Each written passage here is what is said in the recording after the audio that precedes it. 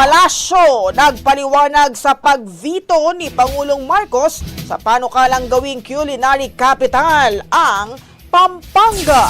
Brigada Maricar Sargan, ibrigada mo! Brigada Live Report. Vinito ni Pangulong Ferdinand Marcos Jr. ang panukalang batas na gawing culinary capital ng bansa ang Pampanga. Sa press briefing sa Malacanang, ipinaliwanag ni Palace Press Officer Claire Castro na bagamat maganda ang panukala, may mga posibleng negatibong epekto ito tulad ng diskriminasyon sa ibang mga lalawigan.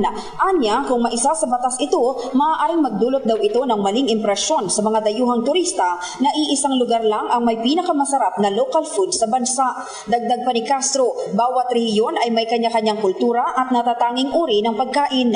Hindi rin umano ibig sabihin na ang pagvito ng Pangulo ay dahil hindi maganda ang kultura o masarap ang pagkain sa Pampanga. Nauna nang ipinaliwanag ng Pangulo sa kanyang video message na ipinadala sa Senado at Kamara noong March 12 na ang panukala ay nangangailangan pa ng masusing pag-aaral at historical basis. Nilinaw rin ng Pangulo na ang pagvito ay upang maiwasan ang posibleng pagka-disappoint ng ibang mga probinsya na kilala rin sa kanilang culinary contributions. In the heart of changing lives, ito si Brigada Maricar Sargan ng 105.1 Brigada News FM Manila, the Music and News Authority.